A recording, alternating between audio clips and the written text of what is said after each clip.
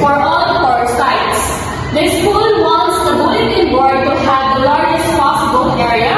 What should be the dimension of the bulletin board and what is the maximum area? So we can solve this in step by step. So we have 7 steps to solve this problem. So the step 1 is to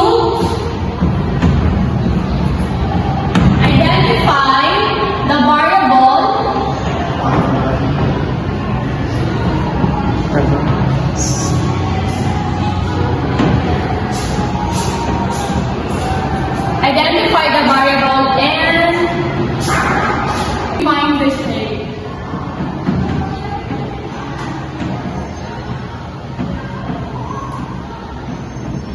So as you can see in this problem, we have rectangular bulletin board. So first we must identify the variable first. So the variable first is let x be the length of the rectangular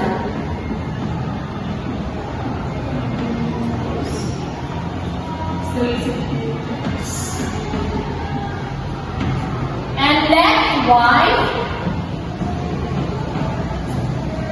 be the width of the rectangular.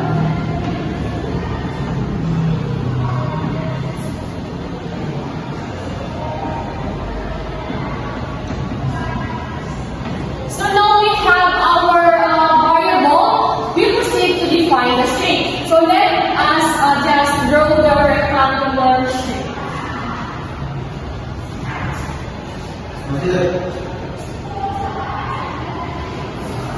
So this is the shape. Now we done to our step 1. We proceed to the step 2, which is the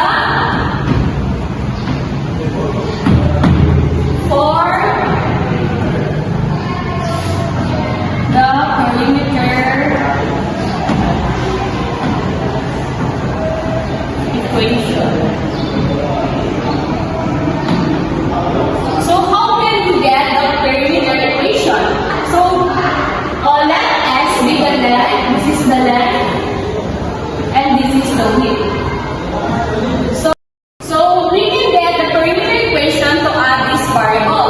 So it becomes 2x plus 2y with the total of our meter, which is the 40. So the next one is we will use the MPE. So how can we get the MPE? Just 1/2. So it will become 1/2 is equal. 1/2 times 2x is equal to x plus 1/2 times 2y is equal to y equal 1/2 times 40 is equal to 20. So now we will get the value of y. So how will we get the value of y?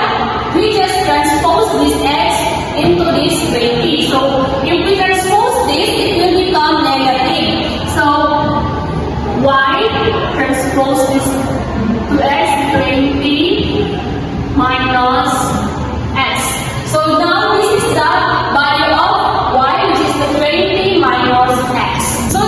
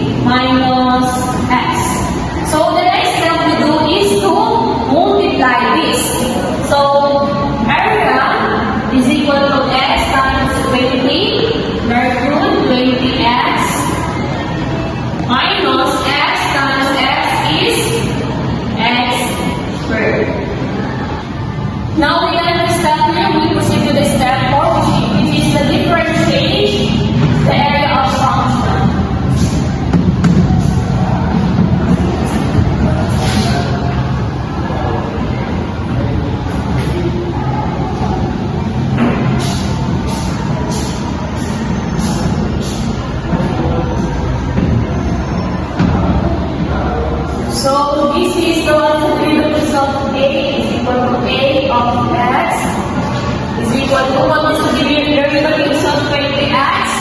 Okay, very good. 20 minus what is the derivatives of x squared? Okay, very good. 2x. Okay, this is the step 4.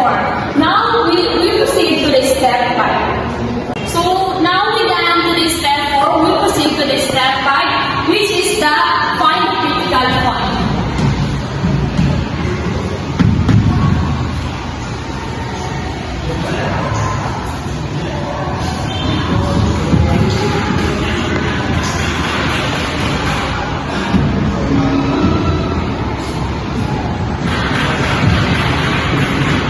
So for us to find the let us just write this A of x equal to A of x.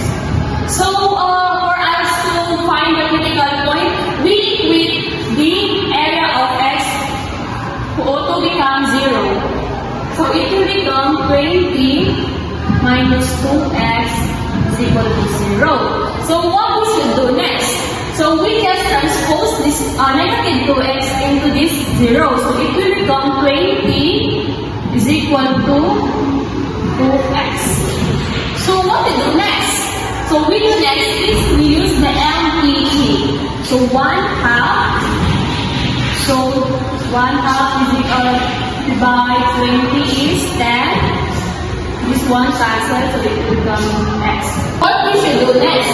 So we use the symmetric property.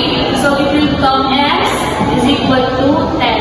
So now we got the value of x. We proceed to the step 6, which is the find the corresponding weight. Find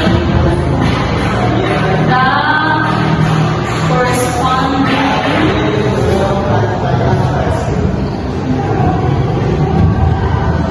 weight. So what is our weight? Y. What is the value of y?